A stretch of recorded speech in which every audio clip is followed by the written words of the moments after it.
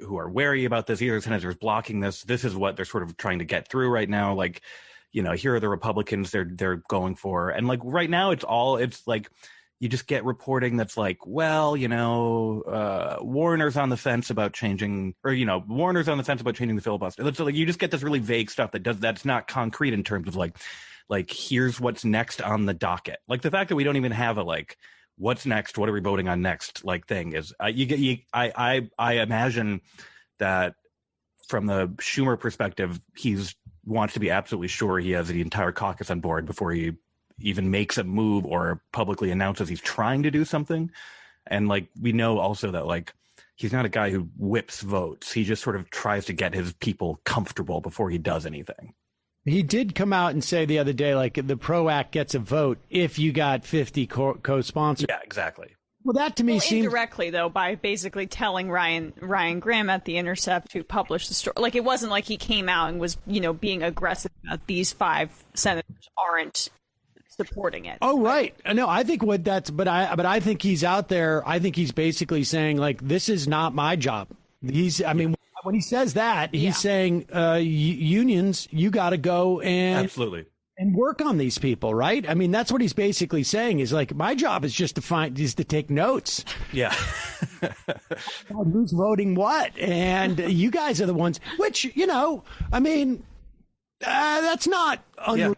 Yeah. I mean, with this specific legislation, it's not unreasonable. But if there's a critique of Schumer, it's just that this is sometimes the strategy too often for everything. Oh, without a doubt, he perceives himself as a concierge as opposed to a leader. It seems to me. But in this instance, I think like there needs to be there needs to be a push on these people. I mean, I'm definitely seeing it in the context of the filibuster, and I'm definitely seeing more of, it seems like, a concerted effort on working on not just Manchin, but cinema. I've noticed like you're starting to see more polls come out about how cinema is losing Democratic support in Arizona.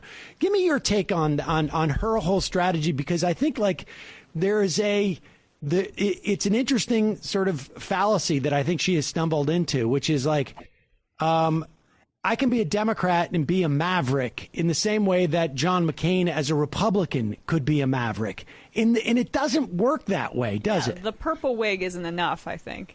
Yeah.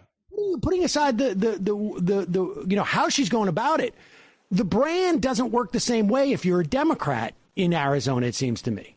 Right. And this was maybe this is a sort of profound miscalculation on her part, because she was elected by normie Democrats, and Arizona is a state full of normie Democrats who wanted her to win, to empower Democrats to do Democratic things. There was a decent profile of her in Jacobin the other day, and I think it made a case that her political strategy is a result of timing, in that it happened in all these elections where Republicans were consolidating control over the state of Arizona. So when she gets elected first, she's a rogue left-wing Democrat with a Democratic governor. That Democratic governor ends up in the Obama administration. Republicans take control of the state in Arizona. So for her career, basically, like just sort of in a timing-wise, in state elections, it was useful to be more conservative as Republicans were like sort of consolidating state control. But at the same time, on national politics, the state's been getting purpler. And I don't know. I think that's the thing now, where it's like her sort of electoral and political strategy might just be out of date. But it's also hard to tell with her, like, what is a sort of sincere commitment? What is a sincere commitment for you? And what is like weird politicking? She's just such a strange character in that way. Well, I guess my point is this, is that as a Republican, right, in Arizona, the idea that you could appeal to Democrats by, basically having Republican values, but claiming that you're bucking this, it works for Joe Manchin in West Virginia, because that is a 40% pro-Trump area on some level. And West Virginia has its own sort of like unique, weird sort of like politics. But as a Democrat, saying that you're, sort of like somewhat Republican friendly in Arizona. It doesn't work that way. Republicans are completely binary, it seems to in those states. And I will say, just anecdotally, going to the Trump rally in Arizona, probably the most rabid pro-Trump rally I've been to, and I went to Tennessee and Florida. I mean, yeah. Right, and those people are just like, I don't care what you do legislatively or what you vote for or against. You're a Democrat, and so you're evil, and that's it. End of story. I don't care what you do. I mean, I think she could, if she changed her that D to an R tomorrow, she could still get Democratic votes, and she would definitely get those Republican votes. But I don't think it works the other way around in Arizona. It seems, at least according to the polling. Yeah, I think that the polling has certainly borne this out, and I think that's also true. It's like it's a state where it's one of the state, and there are many of these states now. It's one of the states where like the Republican, like if you are a Republican voter, you don't want someone who is a little bit conservative. You want the most conservative possible candidate, and it's like the Democrats like you're not going to be able to have a D next to your name and appeal to that vote. Period. So you have to get elected by getting more of your people to turn out to the polls, and your people will be liberal Democrats with liberal democratic values. It's an interesting. It will be interesting to see how that plays out when it comes time for her to take that filibuster vote. Yeah. I mean, that is that to me is going to be fascinating development. So we did this last week with Ben Dixon too. I'm curious as to like, how would you grade Biden at this point? I mean, what's the scale? Like, what am I like?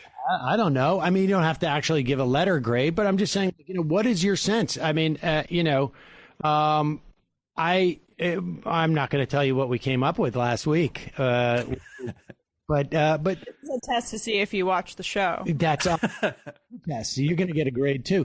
But I mean, honestly, I know things are slower. I guess I'll tell you what we did. We basically gave him an incomplete last, and that's not a total cop out.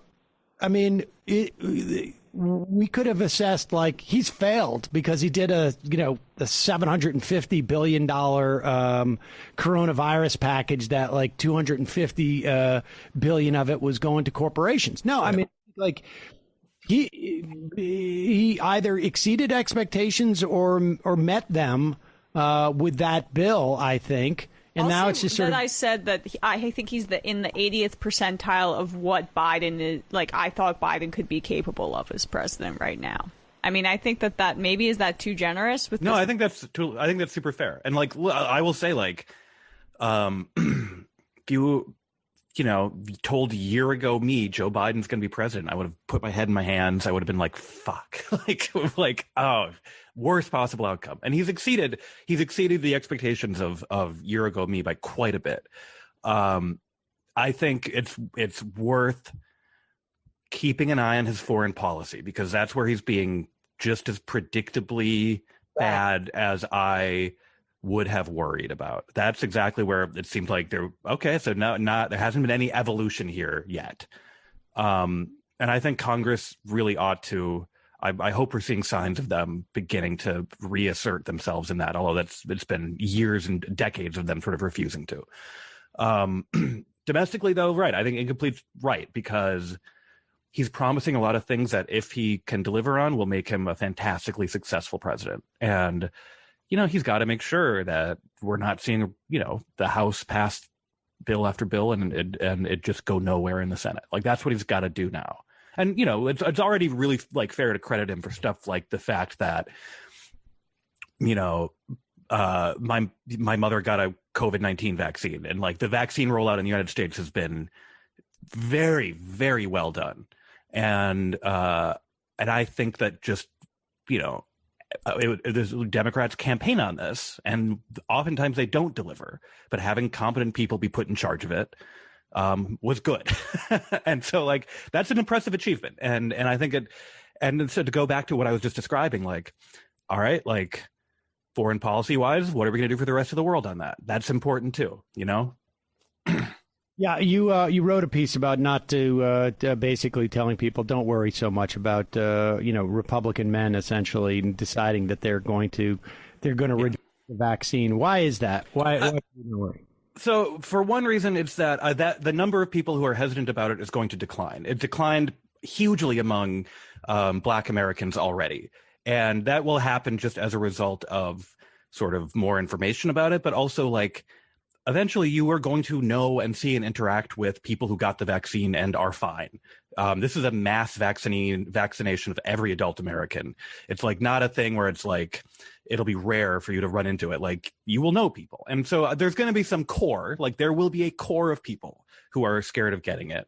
But I think overall, like most adult Americans, when given access to it and when told by people they trust, like their own doctors, medical professionals, relatives, people that they actually trust, not Joe Biden, not even Trump necessarily, because, you know, like he only has a limited power to sway these people. But like access is, and hesitancy is going to decline in the United States, I think, for those reasons.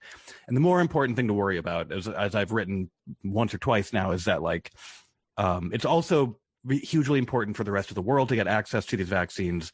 Much of the global South has barely even started vaccinating anyone. There's a lot of things that the United States could be doing that we're not. There's been a lot of talk about the stockpile of the AstraZeneca vaccine that we have that we could be sending overseas.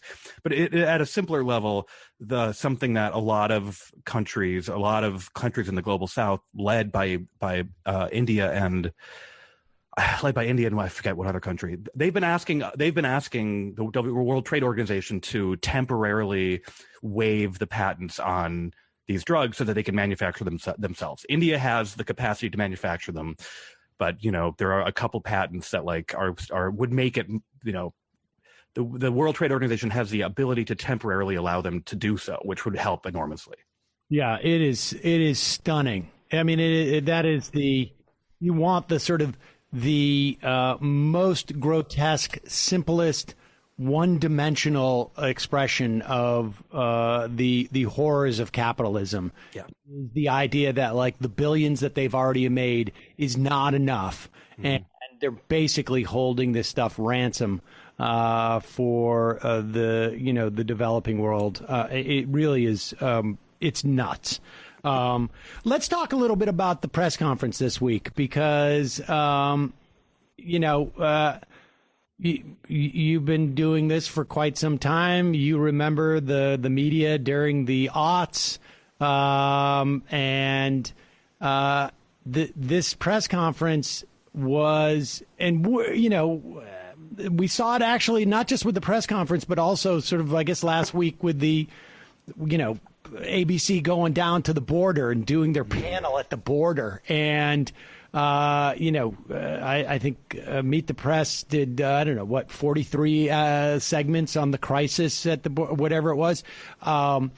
Give me your sense of what's happening with the media. It's fascinating. There's a desperate attempt to sort of return to a place that I don't think is there anymore.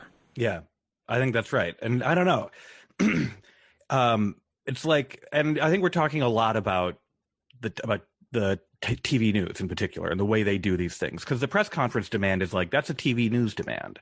When the media is like, why hasn't Joe Biden done a press conference? It's like, well, I don't think the New York Times or Washington Post really like need that to have that. They would like to have an interview with the president. They don't need a televised thing on TV for it to be a show to get eyeballs. It's like it's a TV thing. I think the press conference format does not give us very much interesting or newsworthy, but they are demanding, I think, as part of this desire to just make it the 2006 to 2010 again. Like they know they have particular ways that they're just really grateful to go back to doing, like just things that they are grateful that they can just go back and do. And one of them, grotesquely, is like using the right-wing media as their assignment editor and taking the border and effectively just turning it into a Biden scandal as opposed